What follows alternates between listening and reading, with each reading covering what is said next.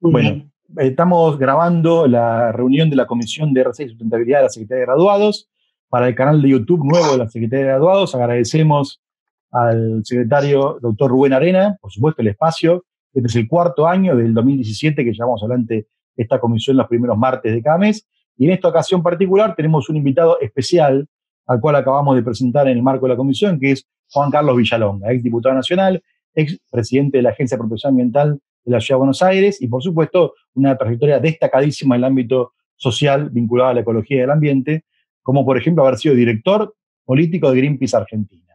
Así que, Juan Carlos, muchísimas gracias. El tema de hoy es Green New Deal y es un tema que por supuesto, nos interesa muchísimo porque también tiene que ver con qué va a pasar, ¿no? En ese artículo de La Nación vos planteabas qué pasa con los temas ambientales después de la crisis. Y no es muy auspicioso lo que comentabas en el artículo. Así que muy ansioso por ver cuál es el planteo. Bueno, Me voy a silenciar, primero, ya queda todo para vos. bueno, gracias Julián por la invitación. Y yo diría que vos vayas mirando el chat por si van apareciendo algunas preguntas o comentarios, que me los vayas advirtiendo a ver si hay alguna aclaración o respuesta que vale la pena darla en el momento. A ver, yo creo que preguntarnos qué es el Green New Deal es tratar de entender, o por lo menos ver cuál ha sido su recorrido en los últimos años. Esto tiene ya su tiempito en que fue acuñada esta expresión, y que hoy está teniendo nuevamente un resurgir, una presencia en los medios y en la discusión política en muy diversos lugares en todas partes del mundo. Y yo creo que es una de esas ideas que muy probablemente son ideas a las cuales le ha llegado su tiempo, ¿no? Y yo hoy a la tarde hacía un ejercicio que a ver si se ve en la próxima. ¿Cambió la pantalla? No. Tocá, poner el cursor en la pantalla y apoyarlo ahí, activar para mover la pantalla. Ahí pasó. ¿Sí? Bueno, estas son dos búsquedas que yo hice hoy a la tarde en Google buscando Pacto Verde o Green New Deal. Y tan solo hagan el ejercicio, busquen por noticias y tan solo en las últimas 24 horas y van a ver todo lo que hay publicado sobre esto en lo que va del día. Sí, esto se está discutiendo y se están tomando decisiones, y por lo menos hay toda una especulación acerca de qué manera podemos conciliar la recuperación económica a la cual debemos ir sin duda, y cómo esa recuperación económica tratamos de que tenga un vínculo virtuoso, por ejemplo, con la urgencia climática. Porque si no lo hacemos, el gran riesgo es que la recuperación económica se lleve puesta la agenda climática, la agenda ambiental en general, pero estamos hablando fundamentalmente de la agenda climática que viene siendo como la más urgente y la que de algún modo venía teniendo algún tipo de empuje o de dinámica propia en los últimos tiempos. Pensemos en las movilizaciones del año pasado, digamos, había un creciente ola de preocupación por la cuestión climática, y que sin duda eso se iba a reflejar en algunas decisiones que tienen que ver con, bueno, lo que debió haber pasado a fines del año pasado en la cumbre de Chile o Madrid, y lo que debió haber sido esta cumbre que viene ahora también postergada, la de Escocia. Vamos a ver si de esta manera funciona. La primera cuestión de recorrida que quiero hacer, y el recorrido que quiero hacer tiene que ver no simplemente por una cuestión histórica, sino porque refleja bastante bien el contenido de la expresión Green New Deal. Y ahí vamos a comenzar a percibirlo en su verdadera magnitud. La primera vez que apareció la expresión Green New Deal fue en un artículo del periodista Thomas Friedman en enero del 2007. Esto es un artículo que él escribió en el New York Times. Él es un periodista muy conocido.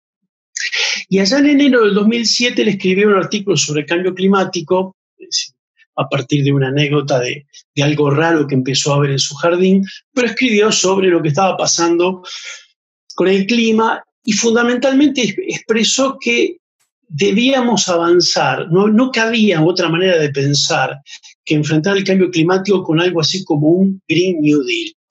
Concretamente, él lo que hizo referencia de esta manera es que la verdadera convocatoria a la cual estaba haciendo referencia es un Green New Deal, y recordaba que el New Deal, haciendo referencia a aquel proceso de recuperación económica que vivió Estados Unidos en la década del 30, New Deal, no fue solamente una medida o una decisión o una bala mágica o una bala de plata, sino que fue un rango muy grande de programas de desarrollo social, industrial, económico, ¿sí? Fue gigantesco, y que eso tenía como objetivo la revitalización, la recuperación de la economía de los Estados Unidos en aquel momento. Para recordar de qué se trataba, pregunto, ¿se ve bien que fue pasando las diapos, no? Me dicen. Sí, Juan. Bien, para hacer una simple recordatorio de qué significó ese New Deal de la década del 30. Recordemos que a finales del año 29 es cuando se desata la Gran Depresión, que obviamente eso explotó, fue tremendo en Estados Unidos, pero derramó en el resto del mundo. Durante toda la década del 30 en el mundo fue la década de la Gran Depresión. Eso llevó a que hubiese distintos esfuerzos para ver cómo se lograba recuperar la economía, y fundamentalmente el mayor drama era la enorme pérdida de empleos que hubo. Estados Unidos nunca antes había vivido una situación como esta, en un momento en que Estados Unidos venía en lo que era todo el proceso de industrialización y la imagen de que se iba al pleno empleo. Imágenes como estas son muy típicas de la década del 30, todos los tenemos en la cabeza con todas las películas que hacen referencia a esa crisis. Esto fue vivido yo digo, no solo en Estados Unidos, sino que derramó al resto del mundo. Algunos datos que ahí yo pongo: más del 50% es la caída del comercio internacional, el desempleo en Estados Unidos llegó al 25%, en algunos casos mucho más. Es decir, nadie se salvó de esta terrible crisis. Es en este contexto que el presidente Franklin Delano Roosevelt, que ganó las elecciones en el año 32 y que es del Partido Demócrata, gana las elecciones de algún modo también porque el presidente anterior, que no recuerdo el nombre, pero republicano, no había tenido un buen manejo de la crisis, no había dado en la tecla. Y lo que hace el presidente Roosevelt es, en el año 33, cuando arranca su mandato, es la convocatoria al New Deal. El New Deal fue lo que se llamó el nuevo pacto, nuevo acuerdo. Tuvo 3 ejes fundamentales, innumerable la cantidad de proyectos y programas, como decía antes, por los cuales se desarrolló, pero básicamente 3 cuestiones, o lo que llamaban ellos las 3R: el relief, que es la recuperación, el aliviar el desempleo y la crisis social que se había producido; el recovery, que es la recuperación económica, digamos, el recuperar empleo, básicamente recuperar la actividad de las empresas, y reformular el sistema financiero que había sido el origen y quien no estaba dando respuestas a esa crisis. Este New Deal básicamente fue activo desde el año 33 al 39. Tuvo varias oleadas, pero esto quedó en el imaginario, fundamentalmente, no a nivel mundial, pero fundamentalmente en la tradición política de Estados Unidos, como el gran empuje que tuvo el Estado americano para modernizarse y salir de esta crisis. Hay quienes dicen, bueno, la salida de la crisis en realidad tuvo algo que ver el New Deal, pero la verdad eso ocurrió definitivamente con la Segunda Guerra Mundial. Pero eso es una discusión más fina. Pero es importante que este esfuerzo enorme, que significó mucho dinero, mucho esfuerzo, mucho sacrificio, llevó a una recuperación económica y amplió derechos, mucho de la legislación laboral, de seguridad social, que hoy está vigente, tuvo su origen en aquel momento. Un ejemplo, un dato elocuente del impacto poderosísimo que tuvo esto políticamente, pensemos que Roosevelt gana las elecciones del año 36, gana las elecciones del año 40 y gana las elecciones del 44. 4 elecciones al hilo. Da una idea de lo que significó el nivel de consenso y de adhesión pública que tuvo ese proyecto. Esto para dar una idea cómo se acuñó aquel término y a qué nos retrotrae cuando hablamos de un Green New Deal. Entonces, volvemos al año 2007, que es cuando escribió esa nota que yo le mencionaba Thomas Friedman. Y acá vale la pena señalar qué pasaba en el 2007. 2007 era un año donde las discusiones climáticas venían, yo diría, por muy buen camino, con viento a favor, donde las discusiones climáticas, tanto a nivel social como a nivel político, habían comenzado a tener una temperatura que pocas veces habían alcanzado. ¿A dónde debíamos ir? Bueno, en el 2007 se estaba terminando ya el periodo de compromiso que establecía el protocolo de Kioto, que había sido adoptado en el 97. ¿Qué significaba eso? Que llegando a finales llegando al 2010, el protocolo de Kioto debía ser reemplazado por un nuevo instrumento, el protocolo de Kioto 2, algo por el estilo. No se sabía muy bien qué, pero debía haber un nuevo instrumento que le diera continuidad a ese que había estado vigente durante esa década. A pesar de sus dificultades, pero instrumento en vigencia al fin. En ese camino estaba la política climática, las negociaciones climáticas iban en ese sentido. Para fortalecerla hubo algunos hechos, yo voy a mencionar algunos hechos que fueron muy importantes desde el punto de vista histórico y con bastante conocimiento público. En octubre del 2006, pero con todo un impacto del 2007, se publica un informe que se llamó el informe Stern, que fue el primer informe global sobre lo que significa en términos económicos el cambio climático. Fue un informe encomendado por el gobierno de Inglaterra al economista Nicholas Stern. Lo que básicamente ese informe decía era que si actuábamos acorde a lo que nos indicaba el cambio climático tempranamente, o sea, precautoriamente, bueno, eso era claro que era un programa costoso, implicaba más o menos entre el 1 y el 2% del PBI mundial. Pero si no hacíamos nada y teníamos luego que atajar las consecuencias del cambio climático, eso se podía llevar puesto mucho más, del 5% para arriba hasta un 20% del PBI. Eso fue un voluminoso informe que signó las conversaciones a nivel mundial durante el año 2007. Teníamos datos acerca de lo que significaba económicamente el cambio climático y lo que significaba el actuar tempranamente. Pensemos que, cuando digo este porcentaje, los primeros análisis que se hicieron de cuánto significaba para el PBI global la crisis del COVID-19 hablaban del 0,3 al 1%, hoy se está hablando del 5%. ¿Sí? O sea, para dar una idea de comparación con eso que estamos viendo allí en la pantalla. Eso, informe Stern, fue un golpe muy importante para la discusión económica y política. También durante ese año, fines del 2006, se publica Una verdad incómoda, de Al Gore, que fue también otro terremoto en lo comunicativo. Durante todo el 2007, Al Gore giró por todo el mundo mostrando su película, su documental, sus conferencias. Al Gore llega a la Argentina incluso en el 2007. Esto fue algo extraordinario, más allá de que algunos critican por distintas cuestiones a Al Gore, esto fue una pieza impresionante de comunicación para dinamizar la conversación climática del 2007.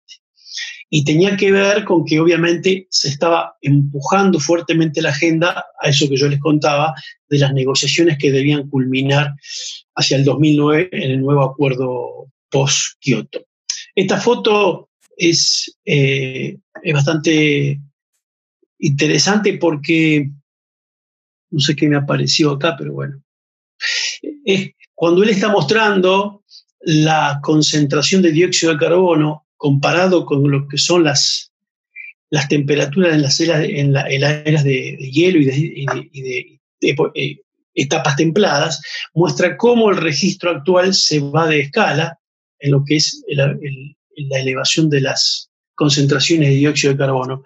Lo característico de este momento es que cuando él muestra este gráfico lo hace con un elevador automático de sus industriales, porque claramente se salía de la pantalla. Es un momento así que todos recordamos de la película. No es casual que en el 2007 se publica la película de Los Simpsons y allí, en un momento dado, Lisa hace una explicación de la contaminación del lago de Springfield y ella también hace uso del mismo aparato para mostrar hasta dónde subía la curva. Pero esto habla de en cuánto impactó eso que estaba haciendo Al Gore en la cultura popular. Fue tremendamente impactante y eso hablaba de un clima de discusión climática que pocas veces habíamos alcanzado. En el terreno más de ciencia, ese año se publica el cuarto informe del IPCC, informe que tiene por características que allí, como nunca antes se había podido correlacionar las actividades antropogénicas y la suba de la temperatura global. Es decir, la correlación entre el hombre y el calentamiento global. Eso llevó a otro hecho, a finales de 2007, que el Premio Nobel de la Paz de ese año es compartido entre el IPCC y Al Gore. Con esto quiero dar algunas imágenes de lo que estaba ocurriendo en el 2007 y que todo auspiciaba como que la conversación pública y la discusión política, la comunidad internacional iba camino a discutir lo climático pensando en un nuevo acuerdo post-protocolo de Kioto. Pero aquí es donde aparece un cisne negro. Apareció la crisis de lo que se llamó la crisis de las hipotecas subprime, la famosa crisis del 2007, 2008, 2009, que es la crisis que también estalla en Estados Unidos, pero comienza a derramar en todo el resto del mundo. Uno mira las economías de todos nuestros países y durante el 2008 todos tuvimos algún tipo de coletazo por esa crisis. Y ahí nos encontramos en una situación muy particular. Veníamos con una dinámica en la discusión climática muy buena y que necesariamente tenía que arribar a buen puerto, pero apareció una crisis económica. Y ahí aparece por primera vez eso que había dicho Thomas Friedman, de ver de qué manera la recuperación económica la podíamos hacer combinando las dos urgencias, las dos agendas.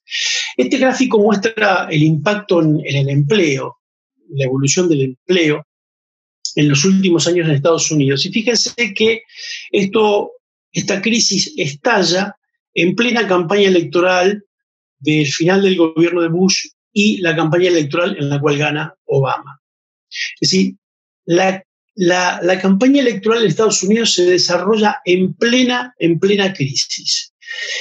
Y eso hizo que, en buena medida, y fundamentalmente los sectores vinculados a los demócratas, rescataran ese recuerdo colectivo del New Deal para transformarlo en esta expresión del Green New Deal. Necesitamos que esta crisis, esta que estábamos viviendo en el 2008, fuese encarada con la doble componente climática y económica. Es así que empiezan a aparecer en muchas usinas, usinas de pensamiento, consultoras vinculadas a los demócratas, a empezar a hablar del Green New Deal. digamos, empieza a ser una figura recurrente en cómo los demócratas tenían que encarar esta crisis atendiendo la doble urgencia. Pero eso no solo ocurre en Estados Unidos, eso trasciende. Fíjense que en diciembre del año 2008, el propio secretario general de Naciones Unidas convoca a un Green New Deal. Y Naciones Unidas comienza a hablar de un Green New Deal, un global, digamos, un Global Green New Deal. El Green New Deal, este informe, es de un grupo que hoy sigue, de un consorcio de organizaciones que hoy sigue trabajando en Inglaterra, y así se dieron expresiones bastante similares en el resto del mundo. Hubo una unanimidad en que un Green New Deal era la manera en que teníamos que empezar a pensar cómo recuperar la economía sin perder la agenda climática que corría serio riesgo. Porque cuando aparece estas crisis, es obvio, cuando uno mira el caso de lo que fue el New Deal, es obvio que los gobiernos comienzan a tener un rol extraordinario. Cualquiera fuera el signo, bajo cualquier característica de administración que tenga cada uno de los países, hay un rol protagónico que toman los gobiernos, ya sea canalizando fondos, subsidios, redirigiendo las prioridades en qué sector económico se colocan. El rol de los gobiernos pasa a ser decisivo. Por eso comienza a ser decisivo qué tipo de decisiones toman. Si va al rescate de los sectores económicos tradicionales o procura que el rescate económico vaya a los sectores que pueden llevarnos más rápidamente a las soluciones climáticas también. Para dar un ejemplo de esto, porque hay muchísimos, y yo los invito a que miren un poco esa historia que les estoy contando, en septiembre de 2008, esto es en la carrera de las elecciones que le dieron el triunfo a Obama, este informe que se llama Green Recovery, también está hecho por un think tank demócrata, plantea que esta recuperación que ellos en este informe plantean cuesta alrededor de $100.000 millones, ¿sí?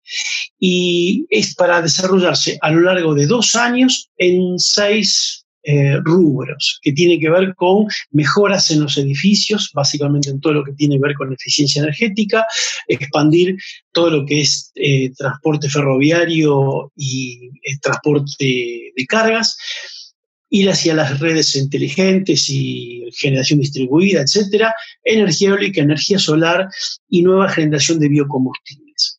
Digamos, este era el set de sectores a los cuales había que inyectarle dinero. Y ellos, es un informe largo, por supuesto que sí, búsquenlo, pero muestra que tenía un impacto de que esos 100.000 millones puestos en estos sectores generaban alrededor de 2 millones de empleos, mientras que ese dinero colocado en sectores tradicionales como puede ser la industria del petróleo o en créditos para el consumo, tenían menores impactos desde el punto de vista de empleo. Bueno, este era el tipo de discusión que todos estos informes ponían sobre la mesa.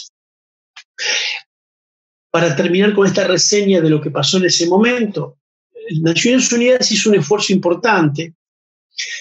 En febrero del 2009 publica este informe que es muy grande, voluminoso, y acá aparece Edward Verbier, que es otro economista importante, que le encargaron hacer este trabajo, un Global Green New Deal. Este trabajo dispara mucha otra literatura dentro de Naciones Unidas, pero muestra la necesidad de pensar a esta escala la salida de la crisis que estábamos atravesando.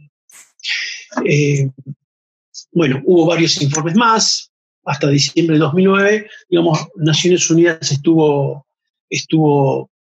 haciendo avanzar esta idea que luego deriva en lo que fueron los informes de economía verde, etc. Pero lo cierto es que pasaron algunas cosas buenas, sí, pero la verdad que la economía se recuperó de una manera bastante convencional. digamos que para el 2010 ya la economía había logrado, por lo menos en estos países centrales, había logrado recuperarse plenamente. Digo, no todo fue perdido, pues algunas cosas quedaron, pero lo cierto es que uno puede decir la recuperación económica por la vía convencional se llevó puesto la cuestión climática. Ejemplo de eso, cuando llega el año 2009, en diciembre de 2009, la reunión en la cual debía haberse alcanzado ese acuerdo post-protocolo de Kioto, fracasa rotundamente. No tenemos acuerdo y el mundo queda prácticamente sin un nuevo instrumento para hacerle frente al cambio climático. Si ya el protocolo de Kioto era un instrumento débil, pero se aceptaba que era débil porque iba a ser el primer paso, bueno, acá nos quedábamos sin el segundo paso. Fíjense que estas son las evoluciones de las emisiones globales. Fíjense que durante la crisis del 2008-2009 hubo un declive. Cuando uno mira las emisiones globales, uno puede ver la historia económica global, ¿no? Y acá se puede ver cómo las emisiones cayeron. Por eso lo puse, porque mucha gente dice, pero bueno, es bueno que la crisis haya bajado las emisiones. Bueno, en toda crisis económica las emisiones caen. O sea, uno no busca que las emisiones caigan porque la gente pierde el trabajo. No es esa la medicina que uno busca frente al cambio climático. Un dato de color también, este pico que ven acá, que se da en el año 97, ese es un pico de años donde hay muchísimos incendios y deforestación en Indonesia. Pero bueno, la crisis del 2008 significó esto. Entonces, lo que podemos ver es que en el 2007, que teníamos un gran año y nos acercamos a un objetivo muy importante, apareció una crisis que complicó todo. El Green New Deal fue presentado como, bueno, tratemos de hacer el esfuerzo de combinar virtuosamente las dos agendas. Yo diría, se logró poco. Vamos a lo que pasa hoy. Llegamos al 2020. Tenemos nuevamente una gran, y creo, gran movilización y presencia del tema climático nuevamente en las calles, debido por la urgencia, por el agravamiento de los pronósticos y todo lo que sabemos hoy, mucho más que hace 10 años atrás. Bueno, yo puse el caso de los jóvenes ahí como síntesis, porque refleja de algún modo la temperatura de la discusión pública, ¿no? Han sido los jóvenes quienes han estado en las pantallas mostrándonos la urgencia climática. Y llegamos a un año también clave, con mucho menos tiempo, con mucho menos margen de tiempo que lo que teníamos en 2007.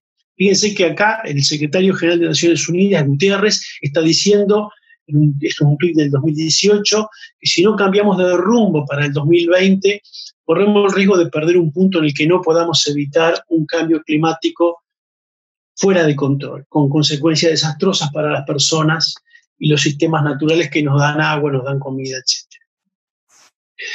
Yo acá quiero darles unos números sin marear, como a ver si lo podemos ver, cualquier cosa me van diciendo.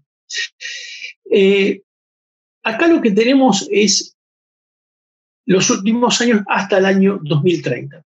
Digamos, esta sería la próxima década. Entonces son las emisiones históricas. ¿Y qué es lo que debiera pasar? ¿Por qué él habla de Guterres el año 2020 como el año clave? Y todos sabemos que el año 2020 es clave, porque ya no hay momento para dilatar la reducción de emisiones. Porque si queremos permanecer bajo los 2 grados, o queremos permanecer bajo el grado y medio, las emisiones en cualquiera de los dos casos deben comenzar a bajar a partir del 2020. Con un declive pronunciado, muy pronunciado, en un caso más que en otro, pero realmente a partir del 2020 tiene que darse el punto de inflexión, la bajada abrupta. Entonces, eso es lo que tiene que pasar. ¿Y qué es lo que está pasando? Bueno, si miran este punto rojo que yo estoy marcando acá, este es el nivel de emisiones que vamos a tener en el 2030 si todo sigue igual, a donde estamos yendo. Este este segundo punto que estoy marcando acá, es el punto al cual vamos a ir si todos los países cumplen con lo que se han comprometido hasta el día de hoy. ¿Sí? Entonces, fíjense que la distancia entre ese punto y a donde debiéramos estar es enorme. Ese es el nivel de esfuerzo que todavía hay que hacer y eso es lo que debía haberse resuelto o debe resolverse o debe avanzarse en una solución mucho más acorde a este objetivo en este 2020. Y este es el gran riesgo de que la crisis saque de la agenda esta discusión. Creo que mi foto lo está tapando ahí, ¿no? A ver. Fíjense que si quisiéramos estar en 2 grados, recuerden esta cifra, 18 gigatoneladas de dióxido de carbono sería la cantidad que tenemos que reducir entre a dónde estaríamos yendo y a dónde debemos ir para estar en 2 grados, ni siquiera estoy pensando en 1 grado y medio. 2 grados. Ahora vamos a ver de qué se trata, qué significa eso. Vean esto, las emisiones de la Unión Europea son 3.6 gigatoneladas de CO2, 5.8 gigatoneladas son las de emisiones de Estados Unidos, de China 11. Si sumamos todos son 21 gigatoneladas de dióxido de carbono por año. La cantidad de emisiones que yo les mostré en el gráfico anterior es que para estar dentro de 2 grados debemos reducir cerca de 18, o sea, estamos cerca de los 21, que son la totalidad de la Unión Europea, la totalidad de Estados Unidos y la totalidad de China. Si quisiéramos estar en 1,5 grados, 35 sería lo que tenemos que bajar. Lo que estoy diciendo es, en este momento, el año 2020 era un año clave para que los países hicieran sus nuevos compromisos de manera tal de que nos acerquemos a alguno de estos objetivos. Sí, porque los objetivos que tenemos que renegociar el 2020 eran los objetivos de acá al 2030. ¿Cuánto vamos a reducir de acá al 2030? Bueno, vean que, primero, es un esfuerzo que tenemos que hacer todos, porque prácticamente equivale a que apaguemos a la Unión Europea, apaguemos a Estados Unidos, apaguemos a China. Algo difícil de pensar. Bueno, así de difícil es la tarea que tenemos por delante. Y el 2020 era el año en el que esto tenía una ronda de negociación extremadamente importante. Si nos demoramos, obviamente las curvas se complejizan, porque las curvas deberán ser mucho más abruptas cuanto más nos demoremos. ¿Sí? Por eso el año 2020 era tan importante. Es un momento en el cual los países tienen que comunicar sus nuevas o actualizar sus NDC, que son los compromisos nacionales, ¿sí? Para poder llegar en largo plazo al 2050, que es el momento de 0 emisiones. Donde hay periodos de revisión, 2025 una nueva etapa de nuevamente se reajustan los objetivos de reducción, 2028 nueva revisión general, 2030 otra vez hacia con objetivos para el próximo periodo. Esta era la situación, pero acá apareció otra vez un cisne negro, que es el COVID-19, que plantea ser peor aún que la crisis del 2007. Algunas cifras yo ya les dije, hoy la caída del PBI se estima entre el 3 y el 6% global, es extraordinario. La pérdida de empleo en Estados Unidos está cerca de los 30 millones de empleos, algo tremendo. La OIT está estimando en más de 400 millones de empresas las que van a poder desaparecer, quebrar. Y hay sectores íntegros de la economía que se van a ver muy dificultados en poder retomar sus actividades rápidamente, como es el caso del turismo. Algo corto para nuestra región. Esto es lo que plantea el Banco Mundial. Y el Banco Mundial está haciendo un pronóstico optimista, que es una recuperación, lo que llaman B corta, o sea, que decae y recupera rápido. Por lo general, puede haber algo más tipo una U, donde sea más lento la subida. Pero es una caída importantísima, que no en todos los países se da por igual. Argentina, Ecuador, México son algunos de los que más van a sufrir esta caída, Brasil. Colombia y Perú son los que se ven menos impactados porque rápidamente saldrían con más velocidad. Pero es un pronóstico, como ven, optimista en cuanto a la salida, pero brusco y doloroso en la caída. Entonces, como yo les dije antes, nuevamente todos los gobiernos están pensando en cómo actúan frente a esto. Y yo acá destaco este artículo del 30 de abril, también es de esta semana pasada, es un diario de Perú, que leo brevemente, lo que él habla, la hora de los planes de rescate, dice. Mientras el mundo enfrenta el COVID-19, los expertos advierten que la resaca de la pandemia podría ser abrumadora. Hasta ahora en el contingente americano se conocen formalmente 2 planes con un enfoque integral. Bueno, ellos están hablando de que Perú y Estados Unidos son los 2 únicos países que presentaron un plan integral de recuperación. Dice, nadie tiene dudas, para estabilizar las cosas a raíz de la pandemia será necesaria la intervención de los estados con planes de estímulo y rescate económico. La efectividad de estos planes estará relacionada directamente con el enfoque que estos tengan. Bueno, ¿de qué estamos hablando con esto? Bueno, ¿se acuerdan que yo les dije el Green Recovery como ejemplo de ese ejercicio que se hizo para generar 2 millones de empleos en Estados Unidos? Era de $100.000 millones en el 2008.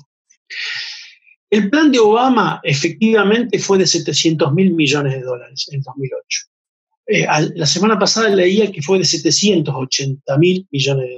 Pero es un orden de magnitud. O sea, la recuperación de Estados Unidos en el 2008 fue de $700.000 millones.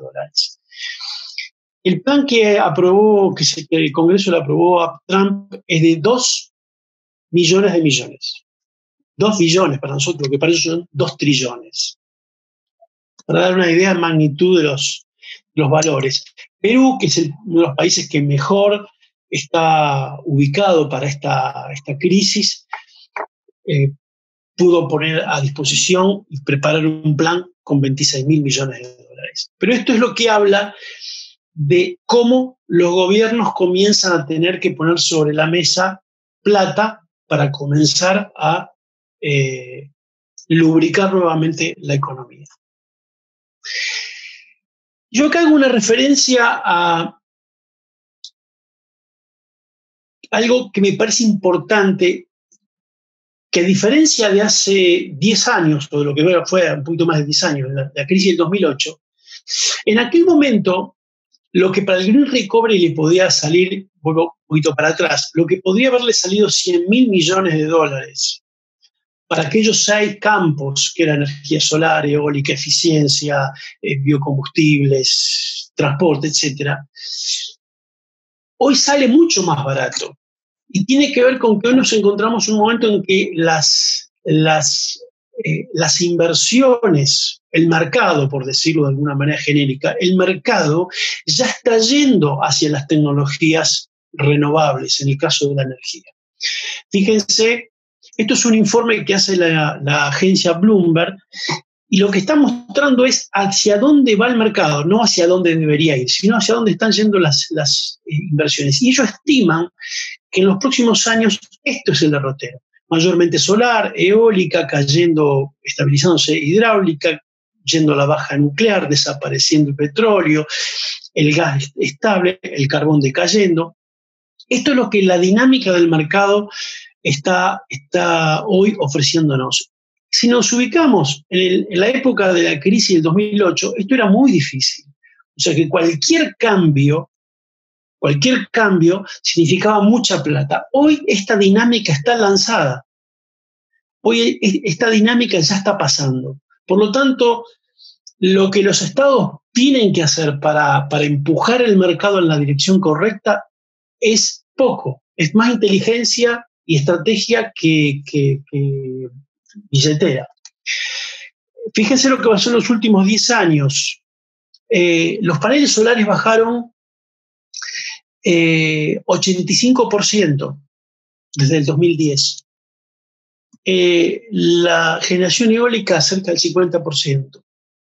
lo que es el almacenamiento de baterías de litio, 85%. Esto hace que hoy la movilidad eléctrica está en el límite de comenzar a ser competitiva. Esto lo que muestra es que hoy estamos en condiciones de empujar la reactivación económica hacia la dirección adecuada, pero con mucho menos necesidad de soporte económico. Por eso yo hace poco escribía que hoy el Green New Deal, hoy ese plan de rescate gubernamental es más un plan en el cual hay que despejar el camino en la dirección correcta, más que poner carretilla y carretilla de plata, ¿sí? Por eso dije un keynesianismo de mercado. Se necesita más un liderazgo político para marcar hacia dónde hay que ir que antes que estar interviniendo con plata. ¿Por qué digo esto? Porque muchos dirán, pero esto sale mucha plata y países como Argentina tienen poca. Bueno, en realidad hoy las tecnologías que hay que motorizar, que hay que movilizar, están teniendo una dinámica que solo hay que acompañarlas y solo hay que despejarles el camino, en buena medida. O para hacer una referencia a qué está pasando con las emisiones también, bueno, esto es emisiones de energéticas. Esta es la caída que se supone va a haber este año por el COVID-19, ¿sí? Fíjense que en las emisiones vinculadas a la energía se puede ver perfectamente, esta es la crisis del 2008, ahí se puede ver, acá tienen la Gran Depresión, la Segunda Guerra, ¿sí? Esta estabilidad acá es la caída del muro de Berlín, digamos, se paraliza la Unión Soviética y ahí hay se achata la curva. Bueno, a lo que voy es que el Green New Deal, ¿por qué rescato la palabra acuerdo? Porque la verdad no es un paquete que esté definido, es ponernos a acordar, y acordar no significa imponer que un sector imponga su agenda a otro o simplemente el que ganó la elección le dice al otro lo que tiene que decir. Recordemos el nivel de consenso que tuvo el New Deal al cual hace referencia esta expresión. El acuerdo significa que se tiene que procurar alcanzar un programa común, sector corporativo, política, sociedad, sector del trabajo, en torno a objetivos que son básicamente los objetivos climáticos y los objetivos de recuperación de empleo. Por ejemplo, el programa climático, como yo les mencionaba en esa otra gráfica anterior hasta el año 2050, significa neutralidad de emisiones para el 2050. Y las reducciones para el año 2030 hay que tomar una decisión. Yo les mencionaba allí que para llegar a estar a tiro con los 2 grados hay que hacer una reducción enorme, esas cifras de 18 y pico, mucho más para estar en 1.5, y que hoy nos estamos yendo a una curva que aumenta. Bueno, igualmente eso se repite para la Argentina, en el sentido de que nuestro país, ¿cuánto contribuye a eso? ¿Y cuál va a ser el ejercicio que vamos a hacer para comprometernos a una nueva meta hacia el 2030? Ejemplo, hoy esto es lo que tiene Argentina previsto, planteado ante el Acuerdo de París. Si nos ubicamos en que estamos por aquí, nuestro compromiso es que vamos a aumentar las emisiones. Es algo que no hay posibilidad de que esto sea algo ni medianamente sensato. Por lo tanto, tenemos que plantearnos cómo vamos a hacer una nueva meta a presentar para reducir esas emisiones eficazmente por debajo de lo que estamos emitiendo hoy. Esto lo paso, que es un ejemplo de cómo se evalúa la meta argentina. Pero algo de lo que está pasando en el mundo. Hoy la Unión Europea acaba de aprobar, en diciembre del año pasado, pero lo acaba ya los primeros instrumentos a aprobarlo, la Comisión Europea aprobó el Pacto Verde Europeo, con objetivo hasta el 2050, pero un plan de trabajo durante en los próximos 10 años, que cuesta, fíjense, 260.000 millones de euros. Esto es 1,5% del PBI del 2018.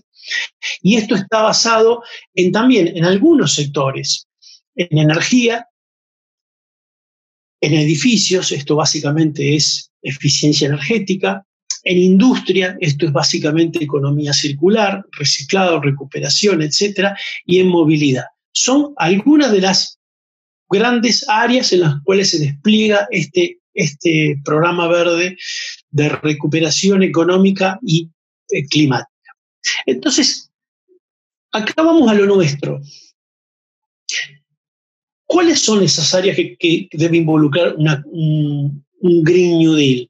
Bueno, no todo, no necesariamente todo tenemos que ponernos de acuerdo en todos los temas, pero sí elegir algunos que sean claves, en la cual hagamos el esfuerzo para ponernos de acuerdo, para que esos actores nos acerquen a cumplir los objetivos climáticos y nos acerquen al objetivo de recuperar el empleo y la economía. Y yo mencioné algunos de las, digamos, simplemente los temas que están en la discusión política normalmente, desde la transición energética, la reforma fiscal verde, economía circular, la industria automotriz, la infraestructura, obras viales, ferrocarriles, cloacas, agua, etcétera, la industria de alimentos, pesca, la producción agropecuaria, la agroindustria, la minería, el turismo, todo lo que significa la reforma del gasto público y la modernización del Estado, la seguridad social, son todos rubros que tomados de a uno, todos ellos son parte constitutiva de lo que debiera ser un acuerdo verde. Habrá que empezar por algunos. Yo voy a dar algún ejemplo. Con cualquiera que tomemos, y este es el ejercicio que debiéramos poder estar haciendo de aquí en más, o debiéramos estar haciendo ya desde hace un tiempo, es tomar cualquiera de estos rubros, o cada uno de estos rubros, y estar viendo cómo esos rubros aportan en uno y otro sentido. Yo voy a dar el ejemplo del caso de la aceleración de la transición energética, como para dar un ejemplo de los temas que se abren allí. Por ejemplo, Argentina tiene como objetivo, por ley, llegar al 20% de la energía eléctrica renovable en el 2025. Bueno, eso es un objetivo realmente modesto. Chile ya está en el 20%, y los países, Uruguay muchísimo más. Estamos muy atrasados. Para acercarnos a estar cerca de una política climática consistente con lo que hemos visto, debiéramos estar en el 2030 ya cerca del 35-40%. Yo presenté un proyecto por el 35% como para empezar a hablar. Debiéramos estar cerca del 40% en 2030. Eso es todo un desafío tecnológico, industrial. La reducción de subsidios a los fósiles es algo que Argentina lo viene haciendo fluctuando y suben y bajan. Debemos ponerle fecha límite. Si los subsidios en los últimos tiempos, en los últimos 10 años fueron muy altos, bajaron en los últimos, pero ahora vuelven a subir. ¿Qué vamos a hacer en materia de modernización de redes eléctricas, generación distribuida, almacenamiento? Biocombustibles, tenemos ahí una incógnita tremenda acerca de las metas de uso de biocombustibles, se termina la vigencia de la ley el año próximo. En hidrógeno estamos sin hacer nada. Hidrógeno es uno de los pocos, yo diría, trenes tecnológicos que todavía Argentina tiene tiempo para subirse. Es decir, ya el tren tecnológico de las renovables, el tren tecnológico del almacenamiento por baterías, etcétera, son trenes que ya salieron y es muy difícil correrlos de atrás. Pero el hidrógeno Argentina tiene una oportunidad todavía. Ahí se están lanzando distintas líneas de desarrollo. Pero también hay cuestiones, por ejemplo, Río Turbio. ¿Ustedes saben el disparate que es eso? Yo hace poco, en realidad este mes, en abril en realidad se publicó un informe, ahora yo les voy a mostrar unos datos, que muestra que entre el 2003 y 2016 se gastaron 103.000 millones de pesos, 1% del PBI en Argentina se gastó en nada, en Río Turbio. Bueno, esas son cosas, esos 103.000 millones servirían para otra cosa que puede dar otros resultados.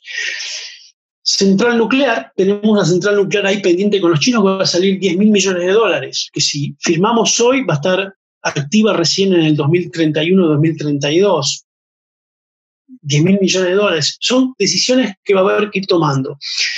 Algo que tiene que ver con los subsidios fósiles, que es algo que está en discusión en este momento, que es volvemos al barril criollo. Y acá yo les voy a mostrar con este último ejemplo por qué me refiero a que el Green New Deal es green, es nuevo, pero es por sobre todo un acuerdo. Si no hay acuerdo, no hay. Es la discusión como la hemos tenido hasta ahora.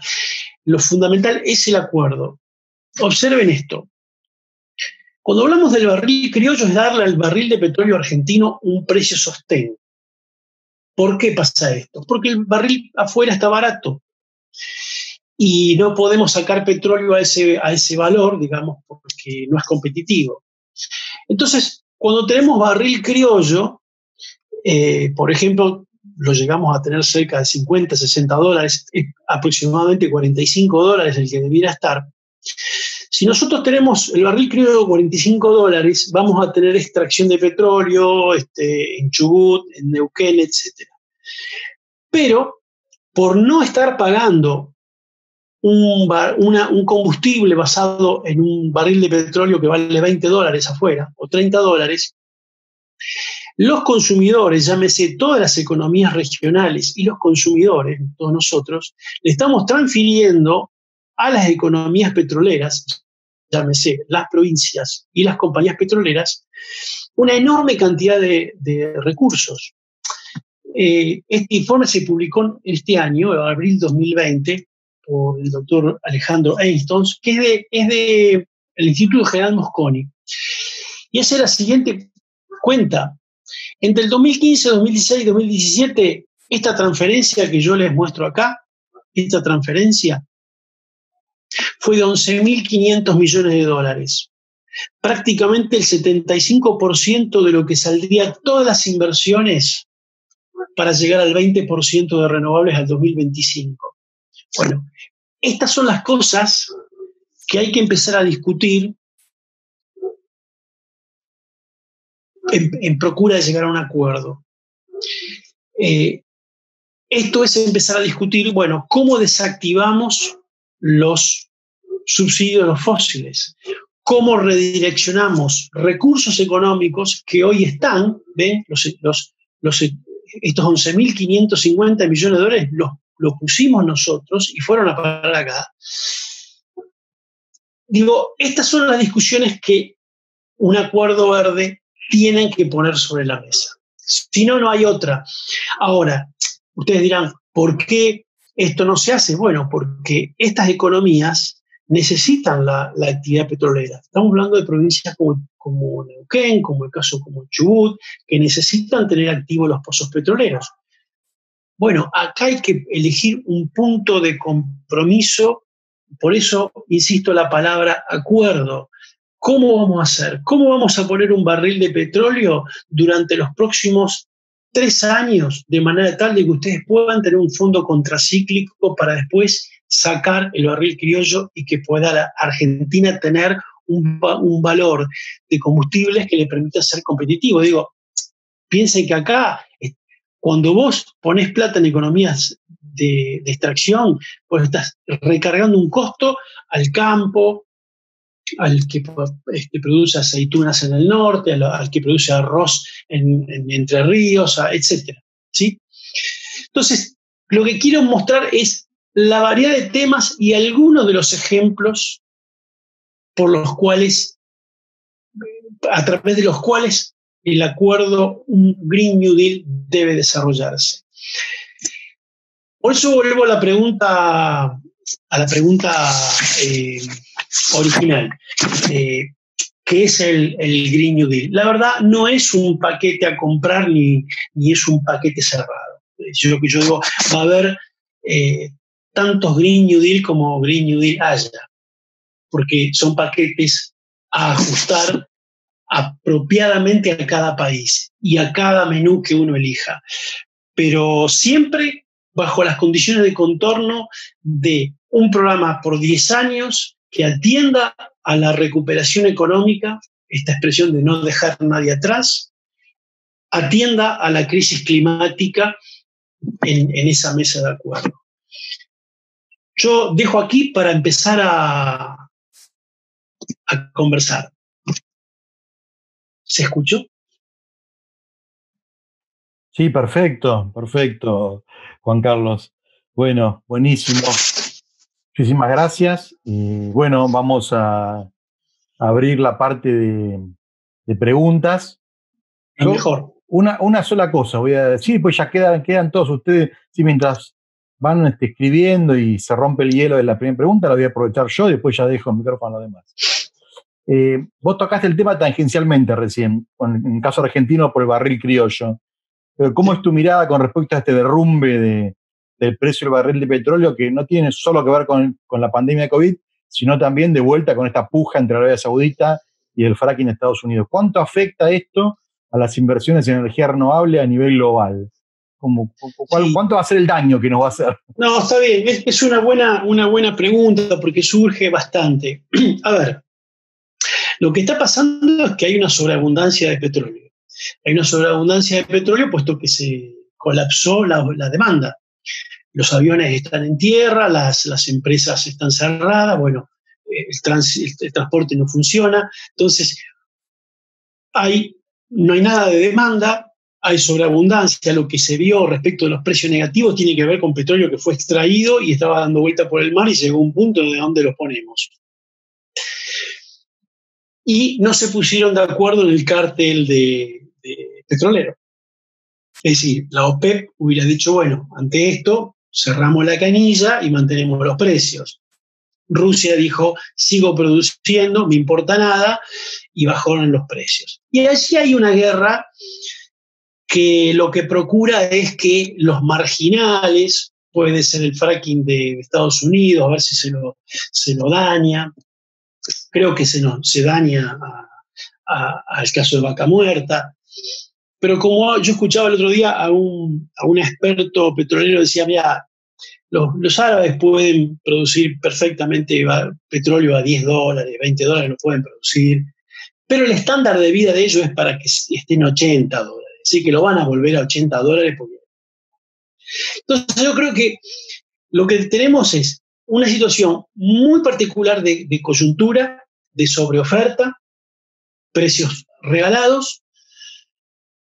Va a haber una recuperación muy lenta porque la demanda se va a recuperar lentamente.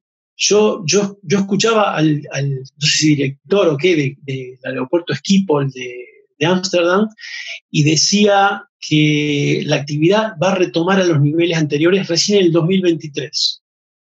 O sea que la recuperación va a ser lenta, por lo tanto es muy probable que tengamos una cierta sobreabundancia de petróleo y precios baratos durante todo el 2020.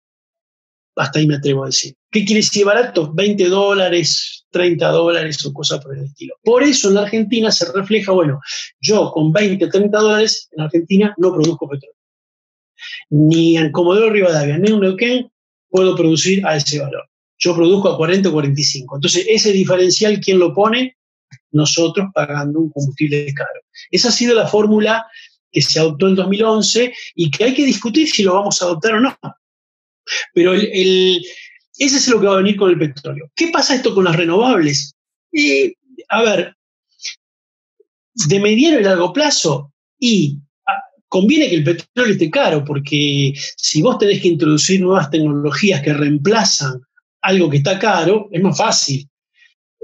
Ya las renovables son competitivas, pero si el petróleo está regalado y de repente, qué sé yo, es más difícil para que entren los automóviles eléctricos y cosas por el estilo. De todas maneras, yo creo que el proceso está lanzado, la transición existe. Creo que lo desacelera si el petróleo está barato. De todas maneras, también algo que alguna gente confunde, pero que es bueno, dice, no, pero fíjate que las renovables dicen que están mejor paradas. No, lo que está pasando es que las renovables, tal como como son, por su propia naturaleza, no están susceptibles a estas volatilidades. Ya sea una volatilidad en que el precio del petróleo vale 10 o una volatilidad que le lleva el petróleo a $200. Las renovables tienen una ecuación económica estable, valen eso. Su recurso es gratis, entonces uno ya sabe lo que le cuesta hoy y lo que le va a costar mañana la energía eléctrica que produce un molino. En cambio, con petróleo te puede pasar esto. Vos tenés un pozo que hoy lo tenés que dejar de producir porque ya no es rentable, mañana se te llenan los bolsillos de plata porque vale 200 y después dejó. Es decir, hay una volatilidad producto de pandemias, guerras, cambio de gobierno. Es decir, tantas cosas que hacen que, algo histórico, ya se sabe, es una industria volátil. Las renovables no lo son. Por eso, cuando uno mira qué va a pasar en el 2020 hay pérdidas y gran incertidumbre en todos los sectores de los fósiles. Y en las renovables, no. Básicamente lo que hay son retrasos en los proyectos que se estaban produciendo. Miremos el caso Argentina. Todos los proyectos que están en este momento construyéndose están demorados porque hay cuarentena, entonces la gente no puede ir, pero en cuanto se pueda, retoman. Es decir, ninguno queda patas para arriba por estos precios. Entonces, la estabilidad de las renovables, bueno, en estos momentos se ve que es un atributo que las hace confiables en ese sentido. Pero yo la verdad preferiría un petróleo caro a que esté a $30, ¿no? Es eso. Creo que para vaca muerta es malo. Nos lleva a otro debate ese, claro. Bueno, Noelia acá mandó una pregunta. Pueden tomar el micrófono. Yo, si por ahí alguno no tiene micrófono, vale, y lo leo. ¿Está Noelia ahí? ¿O la leo la de Noelia? Dale. Bueno. Noelia dice que el gobierno argentino está incluyendo estos aspectos en alguna estrategia para el desarrollo de nuestro nacional. ¿Qué podemos hacer los ciudadanos para contribuir en este sentido? Eso pregunta Noelia. Y Yamila, después la decís vos, Yami. ¿Estás ahí? ¿Tenés micrófono? Listo. No el sé gobierno nacional. ¿Alguna reflexión sobre lo que... Mira, ¿cuál es tu mirada sobre el tema? Mira, yo creo que el gobierno nacional tiene... Yo cuando ganó Alberto Fernández y comenzaron a armarse los equipos, por supuesto estaba muy atento a lo que pasaba con los equipos que estaban ahí armándose para energía. La verdad me preocupé mucho. Mayor parte de la gente que estaba circulando en esa órbita es gente que estaba bastante lejos de todo esto. Por su formación profesional e ideológica. Creo que eso es malo, o qué tan malo es. La verdad, creo que hay que evitar que esto nos lleve a que el gobierno pierda demasiado tiempo. Yo creo que las virtudes, y esto que yo dije, la transición ya está en marcha. Eso que yo mostraba de Bloomberg, bueno, esas tendencias ya están dadas. Lo que pasa es que ese gráfico de Bloomberg, si yo puedo volver para atrás, se los mostraría nuevamente para graficar lo que digo. Ahí está.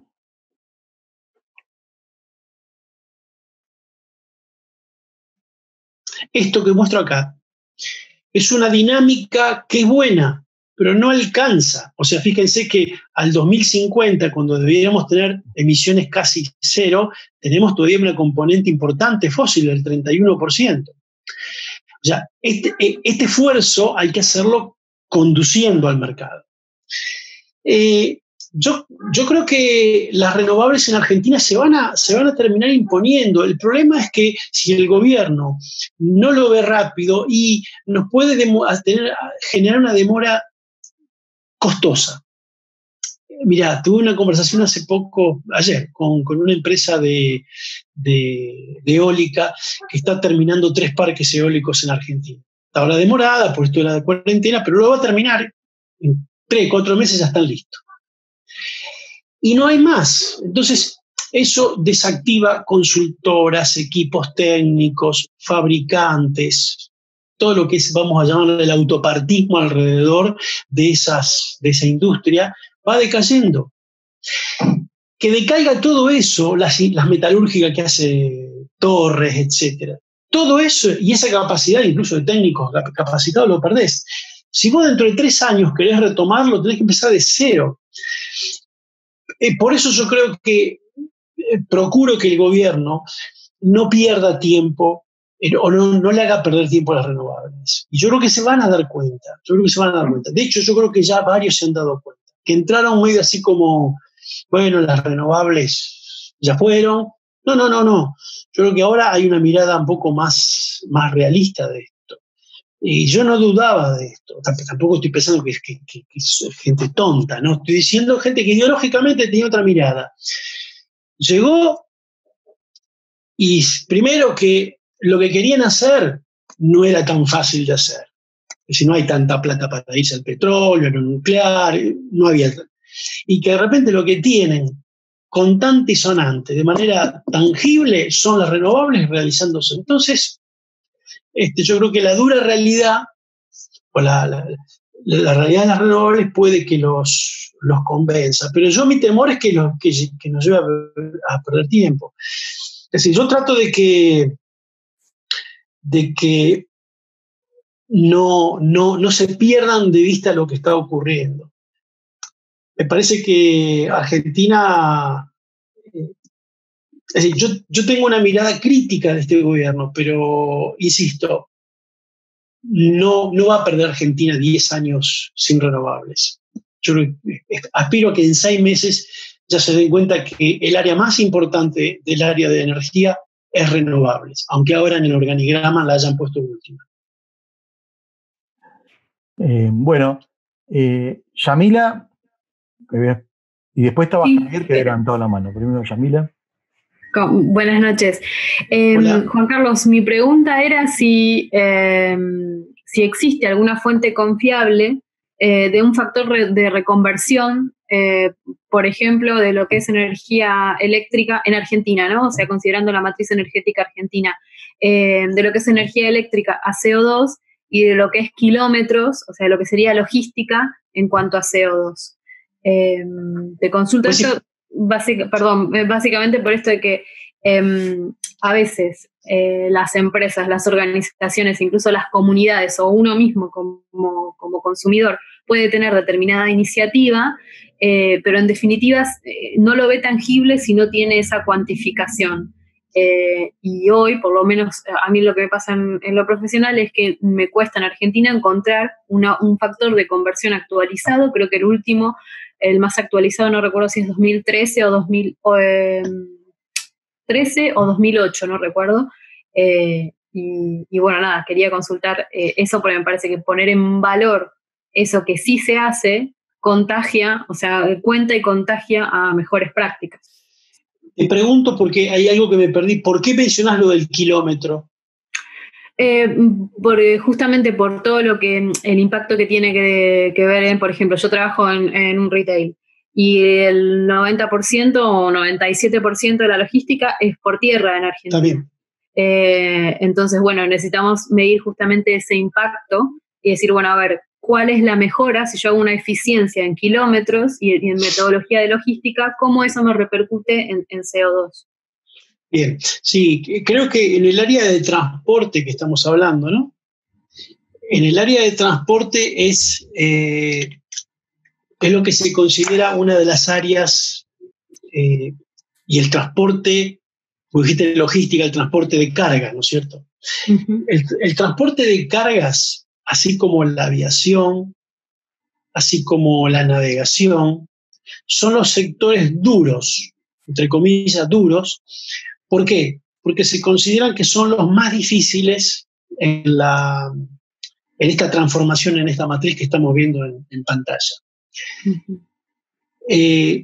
La transformación se tiene que dar hacia una electrificación de la matriz energética, es decir, en tu casa vos vas a consumir más electricidad que gas, si el gas lo vas a ir dejando. En el transporte liviano vamos hacia la movilidad eléctrica, digamos, va a haber incluso combinación con biocombustibles, pero básicamente se electrifica la actividad en general. Ahora, hay un punto en donde se torna difícil la electricidad, que es camiones de larga distancia, maquinaria pesada, transporte marítimo, transporte fluvial o qué sé yo, de barcos, aviones. Bueno, ese sector es donde allí básicamente hay dos líneas importantes. Una es biocombustibles muy sofisticados para aviones básicamente, y el hidrógeno. Chile, por ejemplo, está discutiendo y con proyectos pilotos de tener producción de hidrógeno para toda la industria pesada de la minería. Es decir, esos tremendos camiones, ¿viste? Que llevan roca y son impresionantemente grandes. Bueno, eso con baterías no serviría, porque además ese camión, cuando tenés que ponerlo a cargar, lo sacaste de servicio una cantidad de horas. Esos camiones tienen que estar todo el día andando, 24 horas. Bueno, el hidrógeno es una manera de rápida carga y que despliega una densidad energética importante. Entonces, esos sectores es lo que se piensa que el hidrógeno puede o va a tener allí un rol importante. A ver, en el medio, Argentina está ensayando el uso del gas lo habrá escuchado, eso para los camiones, GNL y ese tipo de cosas, que la verdad tiene más que ver con encontrarle, ¿qué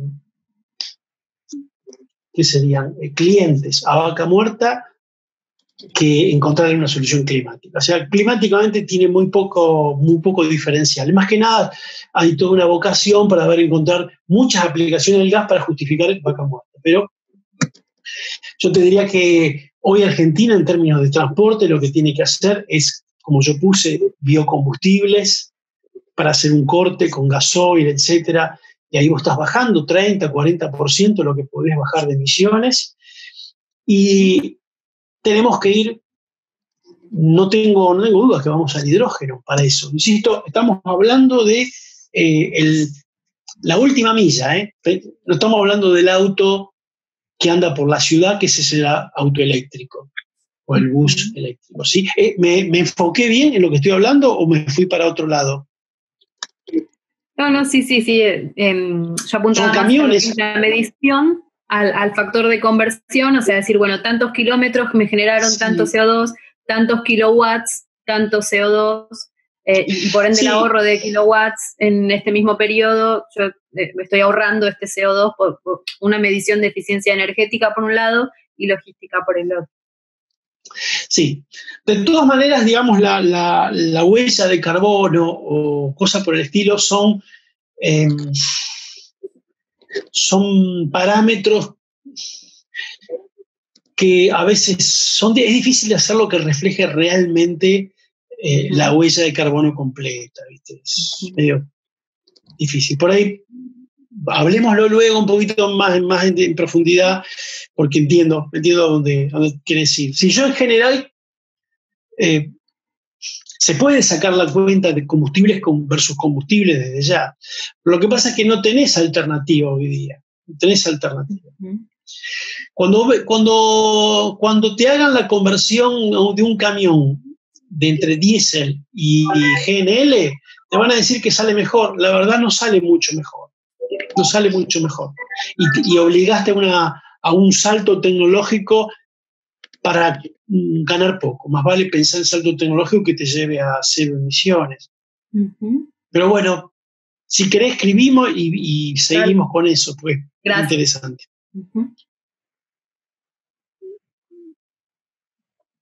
Yo acá puedo mirarlos, creo. Estás muteado. ¿Yo?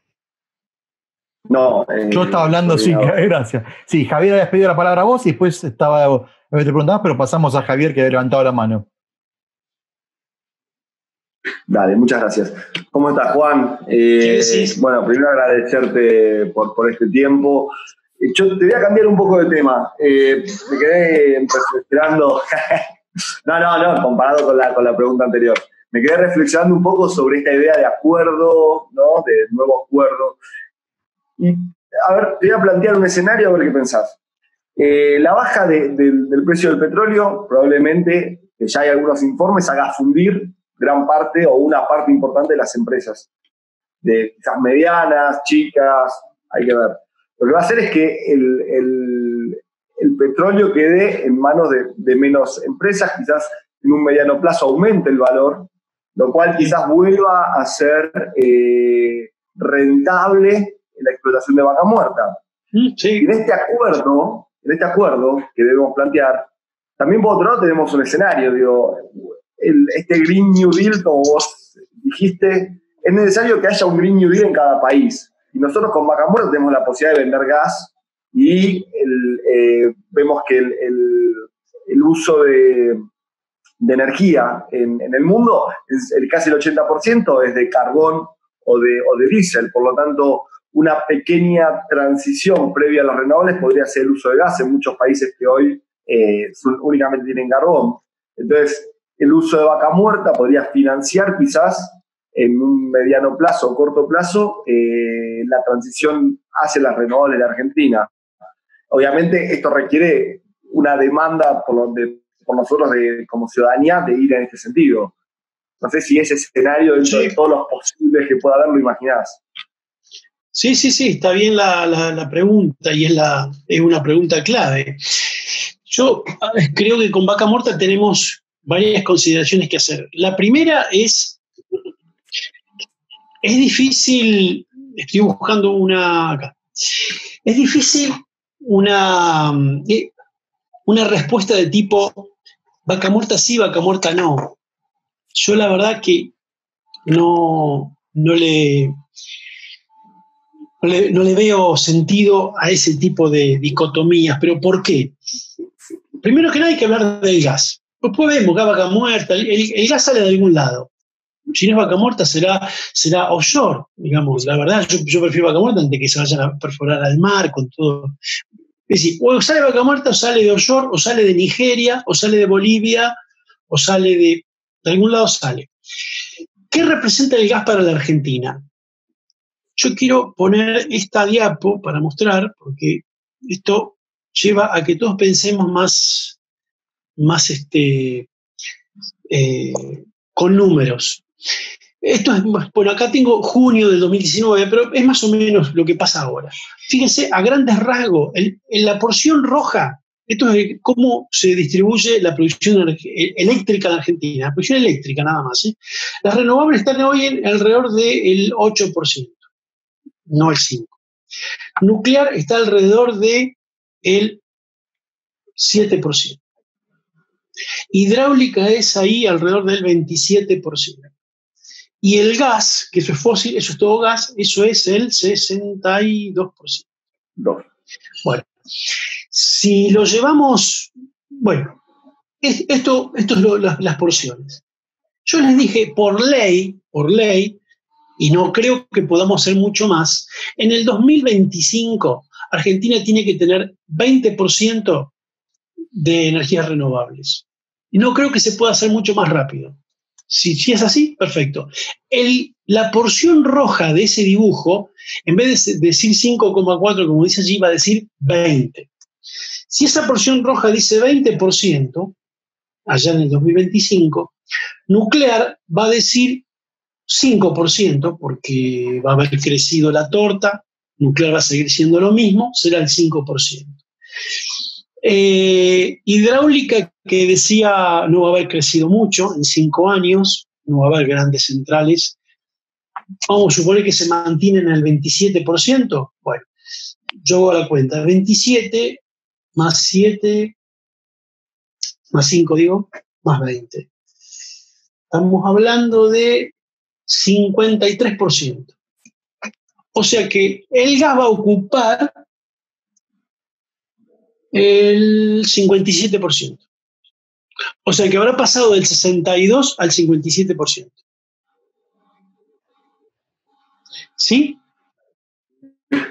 ¿Se entiende lo que estoy diciendo? O sea, 47. 47. Perdón, 47, tenés razón. 47%. Tenés razón. O sea que llegando al 20%, todavía tenemos un 47% que en junio del 2025 lo vamos a sacar de algún lado ese gas. De algún lado tenemos que sacar. O se lo compramos a Bolivia, o se lo compramos a Nigeria, o se lo compramos a Neuquén, o se lo compramos a alguna empresa que explota el Atlántico Sur. Claro. ¿Está? Claro. Entonces, con esto ya está, listo. Este es el escenario. Más todavía, vamos al escenario con que yo decía, en el 2040 tiene que ser un 40% las renovables. Bien, vamos a tener 40%, nuclear va a ser todavía un 4%, hidráulica va a ser en ese caso un 25%, y hay 40 más 25, estamos hablando de 65, 70, un 30% va a ser gas, un poquito menos del 30%. ¿De dónde sale ese gas? Entonces, de esta manera nos damos cuenta que en los próximos 10 años, si hacemos todo bien, tenemos una dependencia declinante, pero una dependencia del gas. Por lo tanto, es allí donde decimos, bueno, si Vaca Muerta nos va a permitir tener ese gas declinante, pero tener ese gas sacado de Neuquén y nos conviene, bienvenido sea. Dale. Porque ahí podemos hacer una combinación virtuosa de pagar el gas, si querés un cachito más caro, pero le damos empleo a Neuquén y a Chubut y ayudamos a que ellos hagan la transición, en vez de estar tirando plata para subsidiar los pozos en Nigeria. Entonces, Vaca Muerta puede tener un sentido. Ahora, lo que no tiene sentido es que Vaca Muerta la pensemos para ocupar la matriz energética argentina al 100%, como algunos piensan. Seguro. Y ahora lo que vos decís es una segunda cuestión, porque uno también puede decir, perfecto, 10 puntos, dimensionamos Vaca Muerta para que vaya cubriendo esa necesidad doméstica que a lo largo de los próximos 15 años se extingue, y exportamos para todos los países que tienen que cerrar plantas de carbón. Sí, ahora, no está demostrado que todos los que están cerrando plantas de carbón pasan al gas y después a renovables. Okay. Chile, que es un cliente nuestro, Chile está cerrando sus plantas de carbón y no está planteándose como combustible de transición el gas. Va directamente a renovables. Ese es el plan de Chile. Bien. Esa es la NDC de Chile en este momento. O sea que, cuidado, no vaya a ser cosa que hagamos el gasoducto, hagamos la planta de licuefacción, y dentro de 10 años no tenemos clientes. O sea, porque yo puedo entender, podemos llegar a venderle gas para todas las plantas de carbón que tienen que cerrar en Asia. Bueno, puede ser. Pero vuelta a lo mismo. Gas. Tiene que haber un acuerdo ahí. Claro, sin duda, volvemos a lo mismo. Si hay países que quieren hacer ese tipo de transición, se firma un acuerdo que le damos seguridad. Que digo, globalmente sirve, digamos, dejar el carbón por el gas es un montón de transición. Pero quiero decir lo siguiente: gas hay en abundancia. Por lo tanto, nadie te va a firmar acuerdos. Claro. Yo qué sé, ¿viste? No sé. Es muy difícil. La verdad, yo entiendo. Olvidémonos del cambio climático, olvidémonos de todo. Y sí, Vaca Muerta es un fabuloso negocio. Sí, claro que sí. Pero está el cambio climático y el gas va a ir a la baja. Claro. Por lo tanto, es una ecuación. Pero este drama lo vive cualquier nueva frontera de desarrollo de fósiles. ¿Hasta dónde lo desarrollo? ¿Voy a tener mercado? ¿No lo voy a tener? Pero yo creo que, vuelvo a lo que dije al principio, nosotros gas vamos a consumir aún en el mejor escenario, el escenario energético que nosotros hemos hecho, los verdes, ha sido un escenario en donde se va a la baja enormemente, pero a lo largo de aquí al 2040 hay un consumo de gas declinante, el cual vos de algún lado lo sacás. Y creo que ahí Vaca Muerta, de hecho, a ver, lo poco que Vaca Muerta estuvo proveyéndonos nos permitió evitar importaciones. Claro. El barco que estaba en Bahía Blanca, donde gasificábamos, ese barco no está más, está el de Escobar nada más. Entonces Argentina, en ese sentido, mejoró eso. El tema es saber que no se tiene que ir, por eso digo, el Green New Deal es pensar estas cosas para que nadie quede afuera, pero bajo condiciones de contorno muy claras. La condición de contorno es climática. Porque si no hacemos cualquier cosa, si no, Vaca Muerta, hagamos esto, hagamos todo. No es así. Entonces, Vaca Muerta la vamos a poder hacer, pero dentro de esta condición de contorno. Es decir, el gas lo vamos a usar, como yo decía, para la matriz eléctrica, un 40% en el 2025, un 30% en el 2030, un 5% en el 2040 y 0%, ¿se entiende? Entonces, a ese gas, ¿cómo me lo puede proveer Vaca Muerta? O cualquier otra fuente, sí. Está buena, está bien. Eso es lo que yo digo, es el ejercicio que el Green New Deal tiene que sentarnos a pensar de manera conjunta y no pensar en que el clima es contra la gente y el empleo que la gente coma es contra el clima. Digamos. Es difícil. El gran desafío, digamos, lograr esa conjunción es el gran desafío. Sí. Por eso yo de la expresión Green New Deal creo que la más difícil es la palabra deal. Claro, sin duda.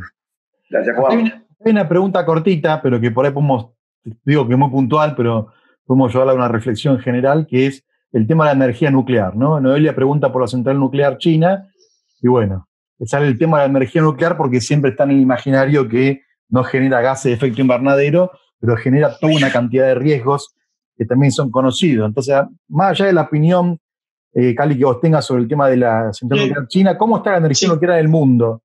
Para también una reflexión sobre eso, ¿no? A ver, la energía nuclear está, te diría, siempre caminando con muletas. El gráfico más es este. Acá tenés la evolución de la potencia instalada en amarillo solar, en verde eólica y en negro nuclear. El año pasado lo nuclear bajó un 2%. Nuclear está estancada y es una... Y si lo miramos en el encuadro de Bloomberg, fíjense que nuclear tiene un declive, digamos, más que nada no se hace más pronunciado porque los países lo que están haciendo es estirar las vidas útiles de las plantas, pero no tiene progreso. Es muy caro y muy lento. Ustedes vieron que yo les dije que para el 2030 había que bajar un número descomunal de emisiones. Bueno, si una planta nuclear tarda 10 años en ponerse en marcha, así sea la planta maravillosa para bajar emisiones, no llegamos. Entonces, el nuclear tiene el problema de que es caro y lento. Caro y lento. No lo estoy diciendo como argumento antinuclear, ¿se entiende? Yo te podría dar 1000 otros argumentos. Por lo tanto, de dos objetivos. Es un artefacto que produce energía sin emitir, que tiene dos problemas a la hora de enfrentar esta transición. Es lento para ponerlo en marcha y me sale mucha plata. Yo con 10.000 millones de dólares hago mucho más con eólica que con nuclear. Esta es la razón por la cual lo que más se está haciendo con nuclear en pos del cambio climático es, no apagues la que ibas a cerrar mañana, no la cierres. Le ponemos un poco más y sí, que siga. ¿Qué es esto que vemos acá? Es esto que vemos acá. Un declive muy pequeño, digamos, de las extensiones de vida útiles. Entonces, yo creo que no tiene no tiene futuro. Es muy cara, muy cara. Claro, finalmente, y no solucionó, claro, y no solucionó los problemas que tenía que solucionar. Claro, además de la cuestión de seguridad y de riesgo que trae, ya la ecuación económica la ha corrido de la agenda. Eso es también lo positivo, ¿no? O sea que no es rentable hoy en día. Sí, porque además esta mejora, digamos, esto que ven acá, esto que se produce acá, esto es en el año 86. Esto es Chernobyl. Claro. Nunca se recuperó. ¿Y qué hubo en el camino? Mejoras tecnológicas importantísimas. Ahora, ¿a qué te lleva la mejora tecnológica? Más caro. Más caro. No, después tuvimos Fukushima ahí, además. Y después Fukushima, lo cual, Fukushima es acá, mira. Y ahí, en esa caída, sí. Ahí. Sí. Esa es la salida de los reactores de Japón. Esa caída es de Fukushima. Que en realidad lo que hizo fue confirmar que no iba a volverse. Mira, Alemania cuando aprobó su plan para el cierre de plantas nucleares al 2022, lo aprobó en el año 2000. En el año 2010, Merkel había propuesto una moratoria para aplazar no cerrarla, sino estirar el plazo. En el medio de esa discusión le agarró Fukushima.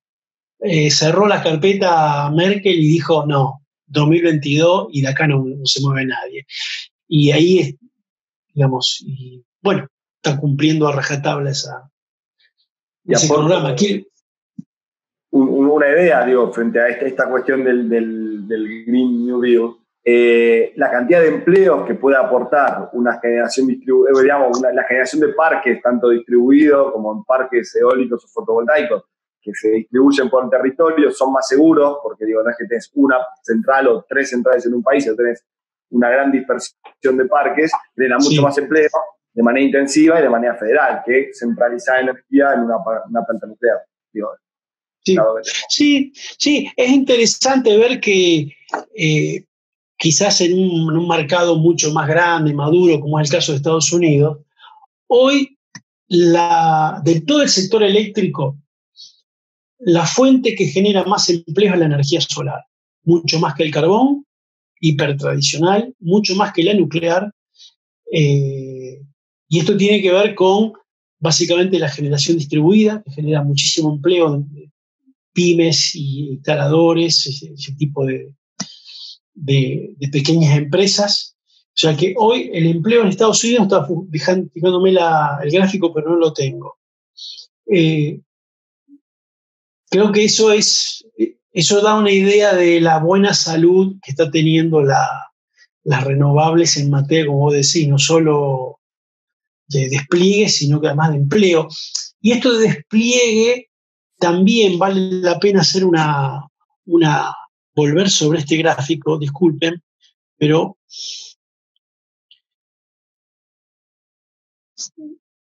fíjense que el cuadrito verde, vamos a mirar el acumulado 2019.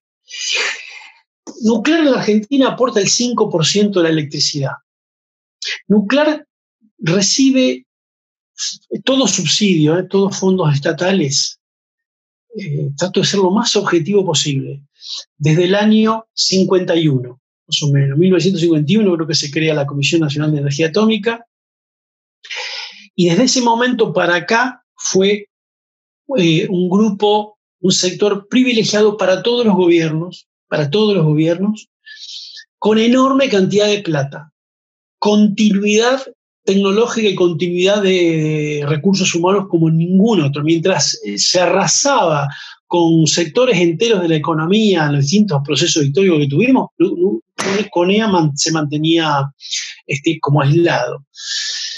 O sea que una continuidad, una enorme cantidad de plata puesto allí, ¿y qué nos da de energía?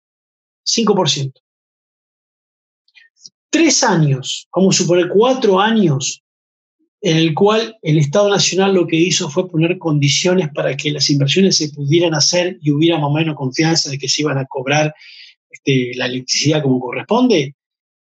Hoy ya tenemos, esto está viejo, 9% de renovables. Es decir, casi medio, más de 60 años de nuclear, 5%. 4 años de renovables, 9%. Esto habla de las dinámicas y de la buena salud o no de determinadas industrias. O sea, con eólica y con solar lo que tenés que hacer es darle condiciones para que las cosas ocurran. Como yo decía, despejar el camino. No necesita muletas. Ahora, si vos subsidias... Perdón. Ese número es impresionante, el que diste recién, en términos de cuánto se logró de la matriz que sea renovable y cuánto tiempo hasta que es muy bueno. Bueno, por eso digo, ¿por qué la comparación nuclear? Digo, no porque uno tenga una tirria especial, no, sino que nuclear fue, antes de las renovables, fue el último gran emprendimiento tecnológico de los estados, ¿sí? La energía nuclear. Se puso enormes cantidades de dinero, y básicamente durante la década del 60, los programas nucleares civiles, 60, 70, y no arrancaron. No existe no son máquinas para producir electricidad. Eso quedó demostrado. No son máquinas para producir electricidad. Mire, cuando se produjo en los 90 la privatización del sector eléctrico en la Argentina, se vendió todo. Lo único que Caballo no pudo vender fueron las plantas nucleares. No se las pudo meter a nadie. Vendió todo. No quedó nada sin vender. Todo pudo ser vendido. Digo, muestra de que no es un aparato que alguien lo va a comprar para producir electricidad, porque yo vendiendo electricidad. No, la ecuación va por otro lado. El que tiene una planta nuclear no es para producir electricidad, es para tener otro estatus. ¿Se entiende? Es otra cosa más geopolítica, más... no es la ecuación de... entran otras variables que no tienen que ver cuánto cuesta el kilovatio hora, ¿sí? ¿Sí? Bueno, estamos llegando ya a las 9, así que fue excelente el debate y muchas preguntas que fueron por distintas aristas. Se fueron muchos, che. No, mira, habíamos llegado a ser 48 y hay 33 todavía. No. Y a veces, y alguna gente se cae por tema de Wi-Fi. Incluso la reunión pasada, hasta Rubén, el secretario de graduados, empezó y se desconectó por problemas técnicos. También a veces pasa eso. Bueno. Así que para el final, simplemente recordar nuestro próximo encuentro, el 2 de junio, 19 horas. Después vamos a pasar el número de ID. Seguramente vamos a... Ahí estamos. Seguramente vamos a cambiarlo porque ya se nos... hoy pudimos superar los 40 minutos porque es una cuenta nueva, así que sacaremos otra cuenta para que el próximo encuentro sea también de 40 minutos. Claro, porque ya tenemos 2 reuniones gratis con esta, así que ahí sacamos otra cuenta y hacemos de vuelta la reunión de 2 horas. El próximo encuentro nos tocó otro tema ambiental, porque el tema social, que era Empresa y Derechos Humanos, que iba a ser Claudio Moreno, lo pasaremos para el segundo semestre porque fue la reunión que suspendimos del mes de abril. Y nos va a acompañar Iván Tistet, que es geógrafo, una mirada diferente sobre el cambio climático. Él da cursos de grado y posgrado en diversas universidades, escribió textos sobre problemas territoriales, entre ellos problemática ambiental, realizó múltiples producciones vinculadas a la enseñanza, a la geografía y los problemas ambientales, y actualmente es director de tecnología educativa en la provincia de Buenos Aires. También tiene una función docente, pero yo lo he tenido como invitado en algunas materias de la facultad y es una mirada diferente, en algunos casos provocativa, como para tener diferentes abordajes sobre un mismo tema. Y la parte de Empresa de Derechos Humanos con Claudio Moreno la abordaremos para el segundo semestre. ¿Alguien más había a Noelia? Gracias por el encuentro. Bueno, muchísimas gracias. Y voy a ver si le puedo compartir ahora sí lo de Bernardo, que era la invitación para el 12 de mayo. Ahí está, es esto, ¿no? El Encuentro Mundial de Valores, el que se quiera anotar, cupo limitado, Encuentro Mundial de Valores. Tienen que inscribirse, googleen. Y yo, de todas formas, en las redes sociales del Senarsex vamos a compartirlo. Las redes sociales del Senarsex son @Senarsex en Twitter, @Senarsex en Instagram y Senarsex en Facebook. Y Cali incorporó su correo, Villalonga, correo, @gmail.com, por cualquier consulta. Sí, todas las preguntas, dudas que se hayan quedado. ¿Se escucha? Sí. Sí, no, bueno, ahí puse el mail por todas las dudas, comentarios, críticas. Seguramente se van a encontrar con alguna duda que por ahí no preguntaron. Me la hacen llegar con todo gusto. Bueno, voy a terminar la grabación primero y después termino la sesión, así que terminamos la grabación. Esto se va a subir al canal de YouTube de la Secretaría de Graduados de la Facultad Económica. Agradecemos nuevamente al secretario Rubén Arena por este espacio que lo venimos compartiendo del año 2017, y un saludo, por supuesto, del doctor Héctor Laroca para todos los presentes. Héctor nos va a acompañar la próxima reunión. Y finalmente el agradecimiento a Cali Villalonga, el primer invitado de este año, en este formato novedoso que es lo virtual.